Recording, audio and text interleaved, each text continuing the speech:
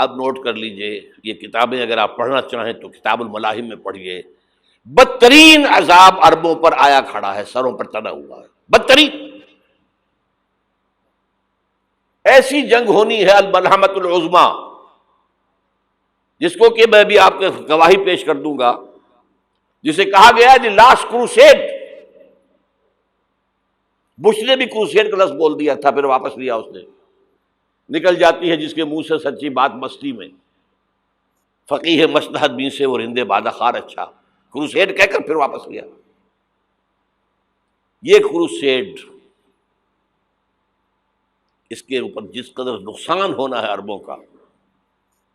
Greater اسرائیل بنے گا، یہ عراق، شام، اردن، سعودی عرب کا کچھ شمالی علاقہ، ترکی کا جنوبی علاقہ، مصر کا صحرائے سینا، اور اس کے ساتھ ہی جو بہترین اس کا زرخیز ترین علاقہ ڈیلٹا آف نائل، یہ سب یہودیوں کے قبضے میں جائیں گے. اس کو حدیث میں کہا گیا الملحمۃ العظمیٰ. عیسائی 80 علم لے کر اے مسلمانوں تم پر حملہ آور ہوں گے، اور ہر علم کے نیچے 12,000 فوج ہوگی، 9.5 لاکھ فوج. یہ نیٹو کی تیاری کس کے لیے ہو رہی ہے؟ جب یو ایس ایس آر کا خاتمہ ہوا تو پوچھا گیا تھا نیٹو چیف سے، اب کس لیے؟ تمہارا وہ دشمن تو ختم ہو گیا، اب ہمیں اسلامک فنڈامنٹلزم سے نمٹنا ہے. وہ جانتے ہیں خطرہ یہی ہے، اب اسلام ابھر سکتا ہے. مسلمانوں کے سینوں کے اندر وہ آگ ہے، اوپر خاکستر آ گیا ہے، تم کہیں اٹھانا بیٹھنا، یہ اندر تو انگارہ ہے، اوپر سے راکھ ہے، اس سے دھوکہ نہ کھا جانا ان کے دلوں کے اندر. اور بش نے کہا تھا مسلمان چاہتے ہیں کہ ہسپانیہ سے لے کر انڈونیشیا تک نظام خلافت قائم کریں. اور میں حیران ہوا تھا کہ اس کمبخت کو ہسپانیہ کا خیال کیسے آ گیا؟ ہمیں تو کبھی آتا ہی نہیں، اب ہم تو بھول گئے. وہ تو 500 برس پرانی بات ہے جبکہ وہاں سے ہمیں نکال دیا گیا تھا. اگرچہ اقبال نے کہا تھا ہے ارض فلسطین پہ یہودی کا اگر حق، ہسپانیہ پر حق نہیں کیوں اہل عرب کا. ہسپانیہ میں تو 800 سال حکومت کی مسلمانوں نے، اور ابھی 500 برس ہی گزرے ہیں نا. یہودی تو ارض مقدس سے 2000 سال نکالے گئے. انہیں لا کے آباد کیا گیا، عربوں کے سینے میں خنجر بھونک دیا گیا. وہ چھوٹا سا ملک جو چاہتا کرتا، کوئی پوچھنے والا نہیں. امریکہ جیسے اپنے بیٹے کی حفاظت کرے ویسے کرتا ہے اس کی. اور حضور نے فرمایا ہے وہ جنگ جب ہوگی تو ایک باپ کے اگر 100 بیٹے ہوں گے تو 99 ختم ہو جائیں گے، ایک بچے گا. یہ حدیث ہے، حدیث ہے صحیح. اور آپ نے فرمایا ویل للعرب من شر قد اقترب، عربوں کے لیے ہلاکت ہے، عربوں کے لیے بربادی ہے اس شر سے جو قریب آ چکی ہے. اور آج جس طرح انہوں نے ان کی تہذیب کو اختیار کر لیا ہے، دبئی جا کر دیکھیے، بدترین مغربی معاشرہ جو ہے وہ دبئی کے اندر ہم نے قائم کر کے دکھا دیا. اب سعودی عرب اس راستے پر بڑھ رہا ہے. اور اس کے بعد نمبر 2 پر جو ہے ہم پاکستانی ہیں. لیکن میں اس کے وہ پہلی بات جو کہہ رہا ہوں وہ تو یقینی ہے، اس میں تو احادیث صحیحہ موجود ہے. اگرچہ اس کے بعد پانسا پلٹے گا، پھر حضرت مہدی کا ظہور ہوگا، حضرت عیسیٰ کا نزول ہوگا، اور وہ گریٹر اسرائیل گریٹر گریو یارڈ بنے گا یہودیوں کا. ایک ایک یہودی قتل ہوگا اور دفن ہوگا. یہ بات میں ہونا ہے، میں پہلی بات بات کر رہا ہوں. وہ پانسا پلٹے گا جب پلٹے گا. ابھی جو سامنے ہے وہ کیا ہے؟ جس ملحمۃ العظمیٰ کہا حضور نے، جسے آرمگیڈون کہتے ہیں عیسائی. آرمگیڈون کی اگر کہیں جا کر آپ دیکھیں گے، آپ ڈکشنری میں مانی تو کیا لکھا ہے؟ A very big war which will be fought between the forces of evil and good before the end of this world.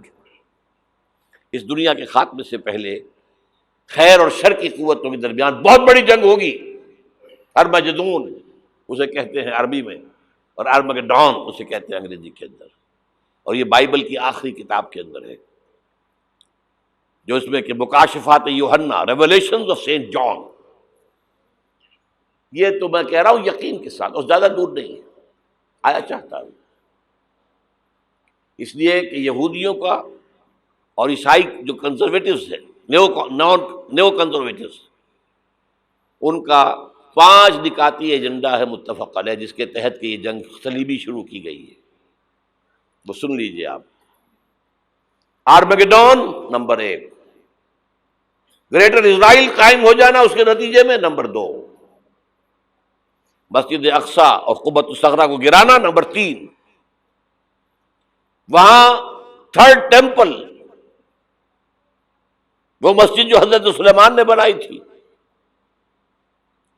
1000 قبل مسیح میں، پھر برباد کی تھی نبوکدنضر نے، دوبارہ بنائی گئی، پھر دوبارہ ختم ہوئی 70 عیسوی تک گری پڑی ہے. ان کا خانہ کعبہ گرا ہوا ہے 70 عیسوی سے لے کر آج تک. ایک دیوار ہے ویلنگ وال، جہاں جاتے ہیں، روتے ہیں، پیٹتے ہیں، ماتم کرتے ہیں، وہاں وہ بنے گا تھرڈ ٹیمپل. اور نمبر 4، اس میں لا کر رکھا جائے گا تخت حضرت داؤد کا. یہ تخت کہاں ہے اس وقت؟ یہ لندن شریف کے اندر جو ان کی پارلیمنٹ کا جو چرچ ہے، ویسٹ منسٹر ایبے، اس میں رکھا ہوا ہے. ایک پتھر تھا جس پر بٹھا کر حضرت داؤد کی تاج پوشی ہوئی، پھر حضرت سلیمان کی ہوئی، پھر وہ پتھر رکھ دیا گیا جب حضرت سلیمان نے بنایا ہیکل مسجد اقصی، وہاں رہا وہ. ہر بادشاہ جو تھا یہودی اسی کے اوپر بٹھا کر اس کی تاج پوشی ہوتی تھی.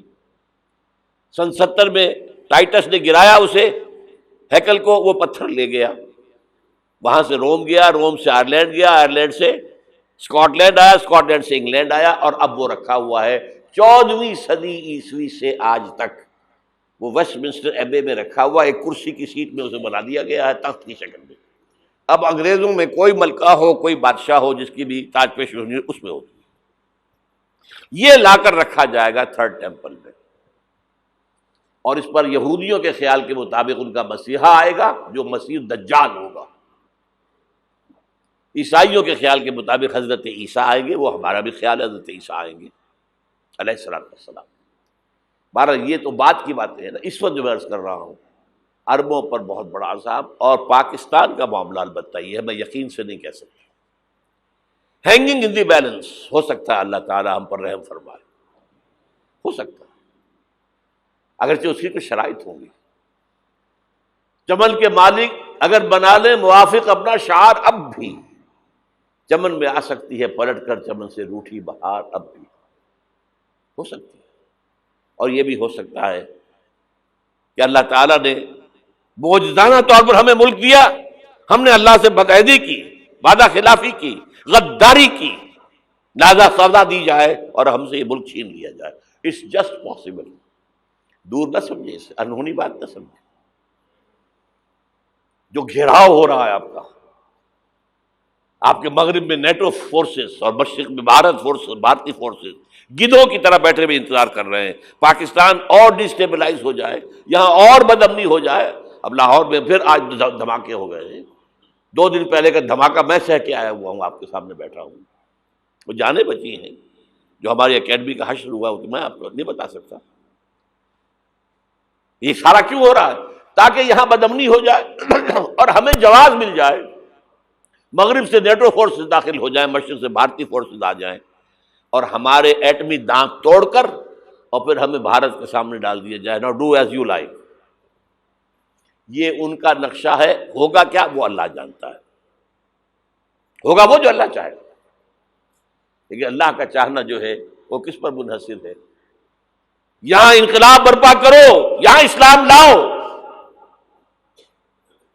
اگر دھندوں میں لگے رہو گے تو وہ خود بخود نہیں آ جائے گا انقلاب. صحابہ نے جانیں دی تھی، کتنی تکلیفیں اٹھائی تھی.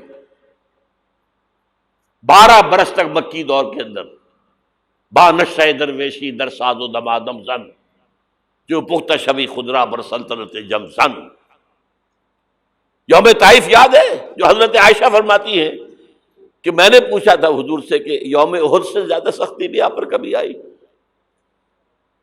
یوم احد پر کیا ہوا تھا؟ تلوار کا وار پڑا تھا آپ کے چہرہ مبارک، یہ جو رخسار کی ہڈی ہے اس کے اندر وار گیا ہے، اوپر خود کی 2 کڑیاں تھیں وہ اس میں گھس گئیں، 2 دندان مبارک شہید ہوئے۔ وہ خود کی کڑیاں ایک صحابی نے اپنے دانتوں سے پکڑ کے کھینچنے کی کوشش کی، دانت نکل گئے، وہ نہیں نکلی، کیا جتن کر کے نکالی گئی ہوگی تو خون کا فوارہ آیا، اتنا خون گیا ہے کہ آپ بے ہوش ہو گئے، گر گئے، اور مشہور یہ ہو گیا کہ آپ کا تو انتقال ہو گیا، شہادت ہو گئی۔ یہ سیرت کبھی پڑھی ہے؟ حضرت عائشہ کے ہوش کا تو یہی دور تھا نا، یوم طائف میں تو آپ کی کیا تھی، بچی تھی، انہیں کیا پتا کیا ہو رہا ہے حضور کے ساتھ۔ 3 دن تک حضور مکے کی گلیاں اور وہاں کے اوباش لوگ پتھراؤ کر رہے گئے تھے اس امید میں کہ شاید وہاں کا کوئی سردار ایمان لے آئے، تو یہاں تو ابو طالب بھی فوت ہو گئے، یہی دنیاوی سہارا تھا، خاندانی سہارا تھا ابو طالب کے ذریعے، اور گھر میں ایک دلجوئی کرنے والی رفیقہ حیات تھی، وہ بھی، ان کا بھی انتقال ہو گیا۔ آپ نے کہا یہ عام الحزن ہے، اب تو سب کو طے ہو گیا قریش کو کہ آپ جیسے قتل کر دو ان کو، اسی لیے آپ گئے طائف، شاید وہاں کا کوئی بڑا سردار مانے ایمان لے آئے مجھ پر تو میں اپنا مرکز ادھر شفٹ کر دوں۔ تینوں سے ملے ہیں، تینوں نے وہ جواب دیے ہیں، نکل جاؤ یہاں سے، میں تمہارے ساتھ بات بھی کرنے کو تیار نہیں ہوں۔ اچھا، تمہارے سوا کوئی نہیں ملا تھا اللہ کو نبی بنا کر بھیجنے کے لیے؟ دیکھو جاؤ، میں بات نہیں کرنا چاہتا، ہو سکتا ہے میں بے عزتی کر بیٹھوں، اور واقعی تم اللہ کے نبی ہو تو میں مارا جاؤں گا، جاؤ جاؤ جاؤ۔ یہ سلوک محبت کے ساتھ ہوا ہے۔ اور پھر چھوکروں کو، اسٹریٹ ارچنز جنہیں آپ کہتے ہیں، اشارہ کیا تھا، خبر لو ان کی، پتھراؤ ہو رہا ہے، ساتھ کوئی ہے ہی نہیں، ایک آدمی صرف، زید ابن حارثہ۔ اب سامنے سے پتھر آ رہے ہیں تو حضرت زید آگے آ جاتے ہیں، ڈھال بنتے ہیں، مجھے لگے پتھر حضور کو رہے، آپ پیچھے سے آ رہے ہیں، چاروں طرف سے تو ڈھال نہیں بن سکتا ایک شخص، جسم لہو لہان، خون جا کر جوتیوں میں جم گیا ہے، جوتی اتر نہیں۔ پھر وہاں سے واپسی پر جو دعا مانگی ہے،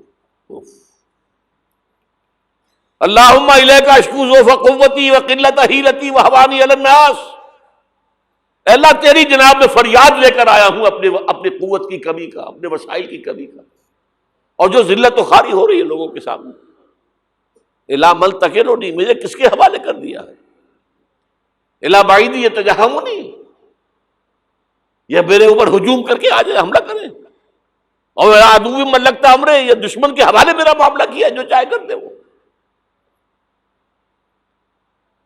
لیکن پھر عبدیت غالب آتی ہے، ان لم یکن علی غضبک فلا ابالی، اللہ اگر تو ناراض نہیں ہے تو مجھے کوئی پرواہ نہیں، سر تقسیم خم ہے جو مزاج یار میں آئے، مجھے اندیشہ یہ ہے کہ تو ناراض تو نہیں ہوگی۔ یہ تکلیفیں جھیلی ہے،